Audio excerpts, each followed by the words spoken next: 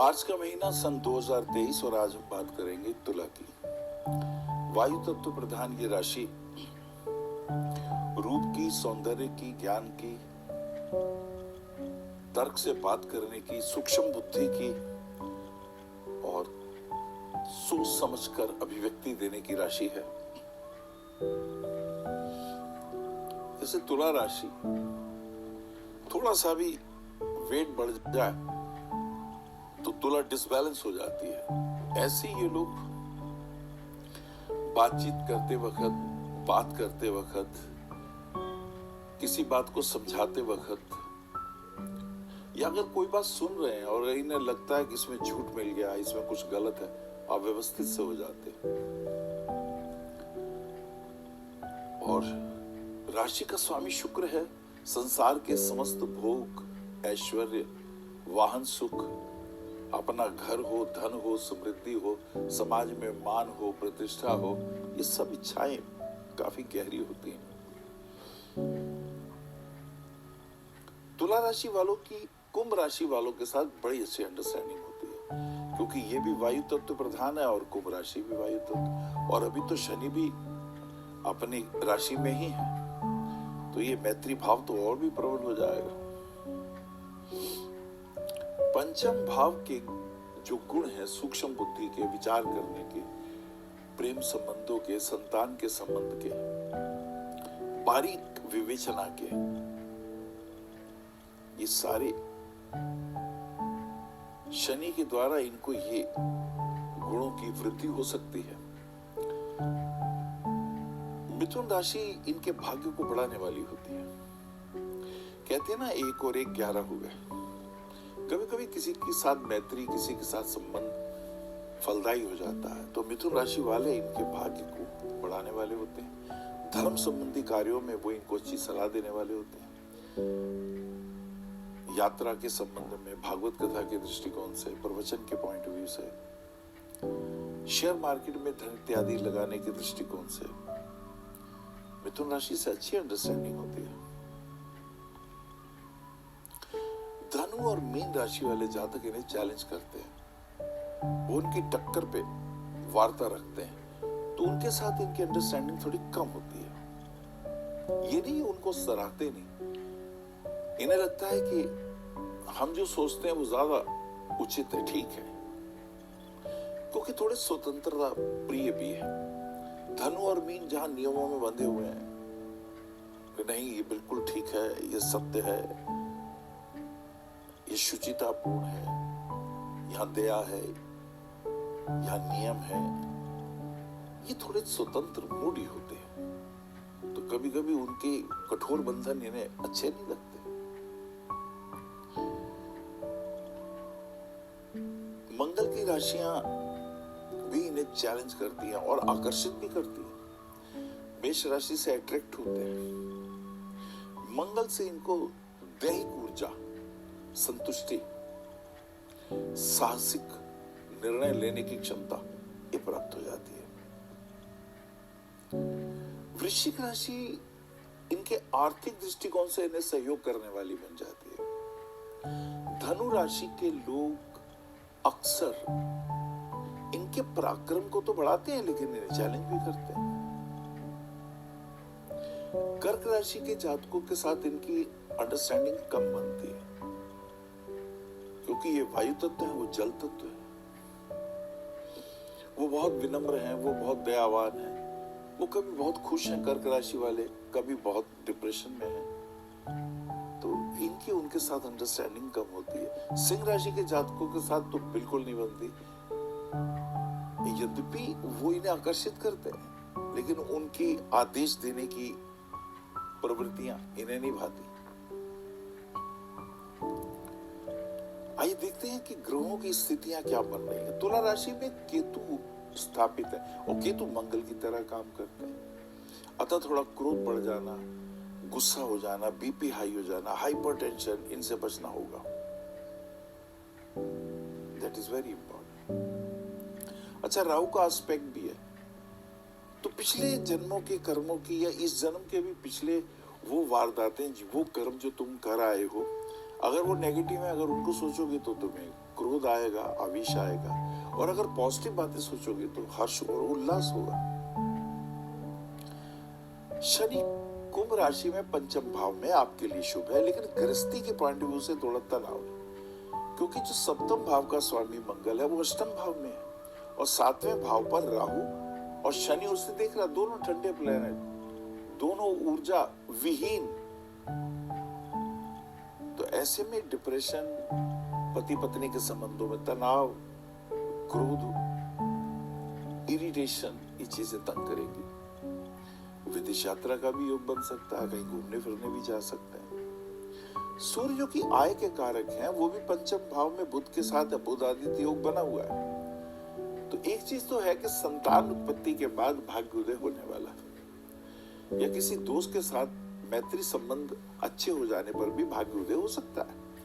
सूक्ष्म बुद्धि से यदि कुछ विचार करेंगे तो लाभ की प्राप्तियां हो सकती है। शुक्र गुरु छठे भाव में, अब छठे भाव में षष्ठेश जब छठे भाव में हो तो एक इसमें बड़ा कमाल का योग बन रहा है, उसे सरल योग कहते हैं, विपरीत राजयोग में। If the Lord of 8th house goes to the 6th house, तो this is सरल योग। तो ऐसी स्थिति में आप कुछ सरलता से भी काम कर जाएंगे। ये खास योग है। महर्षि पराशर ने 3 योगों में से हर्ष, विरल और सरल योगों की चर्चा की है। तो यहाँ अष्टमेश छठे भाव में, अच्छा गुरु भी छठे भाव में, तो शत्रु भी आपके बड़े बुद्धिमान और जीनियस होंगे। चंद्र और मंगल भी 8वें भाव में। अब मंगल आपका मार्गीश है, तुला लगन वालों के लिए द्वितीयेश और सप्तमेश होकर मंगल अष्टम भाव में पत्नी के स्वास्थ्य का या पति के स्वास्थ्य का ध्यान रखना होगा। ये कुछ कॉम्बिनेशन इस महीने के बने हैं। आइए देखते हैं कुछ ग्रह जो चेंज हो रहे हैं वो क्या कुछ करते हैं। That is also very important. पहले तो होलिका दहन है 6/3 को। तो जहां होलिका का दहन होता है वहां 3 परिक्रमा कीजिएगा, ओम होलिका दिव्यै नमः ऐसी प्रार्थना कीजिए, और वहां पे कुछ नारियल, सूखा नारियल, उसमें गुड़, गचक वगैरह मूंगफली डाल के 3 परिक्रमा लेने से अरिष्ट अनिष्ट दूर होते हैं, नजर टोना टोटका दूर हो जाता है। अच्छा, 12 मार्च को मंगल मिथुन राशि में प्रवेश कर रहे हैं। 12 तक तो वृषभ में है, उसके बाद मिथुन में प्रवेश करेंगे। तो मंगल जब मिथुन में प्रवेश करेगा तो स्थिति क्या बनेगी, ये बात देखने की है। मंगल अपनी 7वीं राशि से तीसरे घर में चले जाएंगे। तो मंगल कष्टदायी है, पिता के स्वास्थ्य के दृष्टिकोण से हमें थोड़ा ध्यान देना होगा। मंगल अपनी मेष राशि से तीसरे होगा और अपनी वृश्चिक राशि से अष्टम में चला जाएगा। ये खडष्टक योग। तो मंगल की स्थितियां क्या पर, मंगल की 4थी दृष्टि 12वें भाव पे जाएगी, 7वीं दृष्टि तीसरे भाव में पराक्रम की वृद्धि कर देगा, अष्टम दृष्टि उच्च की मां के घर में चली जाएगी। मां के स्वास्थ्य का भी हमें ध्यान रखना है। शुक्र भी मेष में आ जाएंगे 12 तारीख को। अभी शुक्र भी मीन राशि में उच्च के है। The Lord of Ascendant is placed in the 6th house. लेकिन जब ये मेष में आएंगे 12 मार्च को, तो स्वभावता शुक्र अपने शरीर को यानी लगन को देखेगा, तो स्वास्थ्य की प्राप्ति होगी, देश विदेश की यात्राओं में मान सम्मान की वृद्धि होगी। वो कहते हैं ना, यो यो भाव स्वामी युक्तो स्वामी दृष्टो तस्य तस्याति वृद्धि। तो शुक्र अपने घर को देखेगा तो शुभ योग हो जाएगा। सूर्य भी मीन राशि में प्रवेश करेंगे। जो संक्रांति है वो 14 मार्च की है।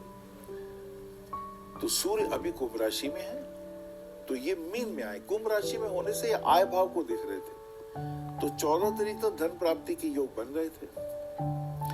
लेकिन अब क्या होगा, सूर्य छठे भाव में चले जाएंगे। जब मीन में जाएंगे तो 1 महीना अब आपको ध्यान रखना है। खर्चों आपके होंगे, कहीं बीमारी में हो सकते हैं, डॉक्टर में जा सकते हैं, न्यायालय में जा सकते हैं, कहीं कर्जा लिया हुआ होगा तो कर्जा चुकाने में जा सकते हैं। तो यू शुड बी केयरफुल। 16 तारीख को बुध भी मीन राशि में आ रहे हैं, बुध भी कुंभ में। अभी तक भाग्येश पंचम में था तो भाग्य की वृद्धि संतान के कारण हो रही थी, लेकिन अब बुध भी मीन में आएंगे तो नीच के हो जाएंगे, वीक हो जाएंगे ना।